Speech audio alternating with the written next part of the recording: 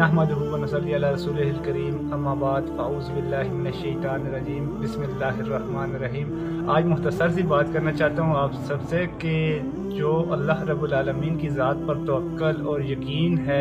उसका हमारी ज़िंदगी पर कितने गहरे असरात पड़ते हैं। तवक्कुल दरअसल अरबी ज़बान का लफ्ज़ है जिसके मानी हैं किसी काम या मामले को किसी के सुपुर्द करने के हैं, या किसी न किसी मामले पर किसी पर पुख्ता एतमाद दिया जाए।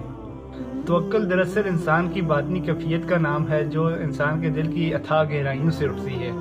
और अमल की शक्ल में ज़ाहिर होती है। मोमिन का ये पुख्ता अकीदा और यकीन होना भी चाहिए कि जो उसके तमाम तर फैसले हैं और उसके जो तमाम तर काम हैं, उसका मामला अल्लाह के सुपुर्द करना चाहिए। हाँ, ये है कि ज़ाहिरी तौर पर आप असबाब इख्तियार करते हैं, हो सकता है कि अल्लाह रब्बुल आलमीन आपकी बाज़ औक़ात समटाइम अल्लाह रब्बुल आलमीन आपकी आज़माइश ले रहा हूँ। वो आज़माइश किस तरह की हो सकती है, वो कुरान मजीद में अल्लाह रब्बुल आलमीन ने इरशाद भी फरमा दिया। सूरह आल इमरान में अल्लाह रब्बुल आलमीन ने इरशाद फरमाया था कि वलनबलुवन्नकुम बिशैइन मिनल खौफ, बेशक हम तुम्हारी आज़माइश लेंगे। किस किस्म की आज़माइश? इसी आयत में अल्लाह रब्बुल आलमीन ने फरमाया था कि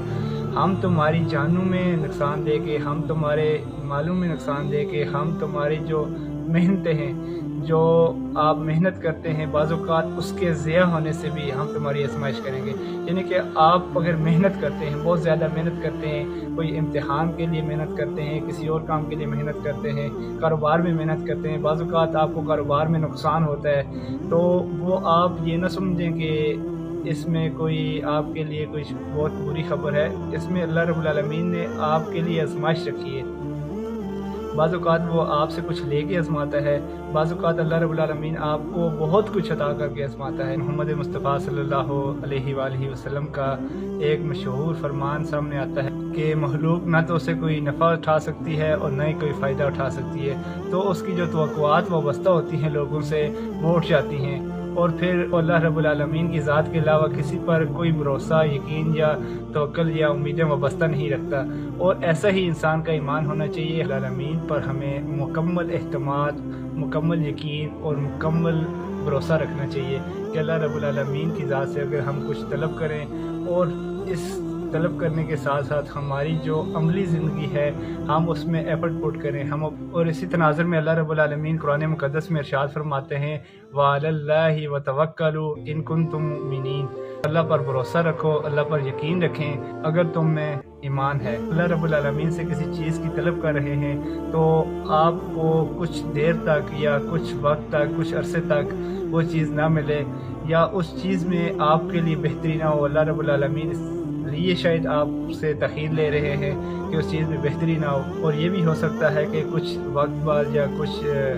टाइम बाद अल्लाह रब्बुल आलमीन आपको वो चीज़ अता भी कर दें या उससे बेहतर कोई चीज़ अता फरमा दें। तो अल्लाह रब्बुल आलमीन की ज़ात से बिल्कुल नाउमीद या मायूस नहीं होना चाहिए, बल्कि अल्लाह रब्बुल आलमीन की ज़ात के साथ हमें शिकायत भी नहीं करनी चाहिए। सल्लल्लाहु अलैहि वसल्लम की एक हदीस है जिसमें आप सल्लल्लाहु अलैहि वसल्लम ने फरमाया अगर तुम अल्लाह रब्बुल आलमीन पर भरोसा करो जैसा कि भरोसा करने का हक़ है, वो तुम्हें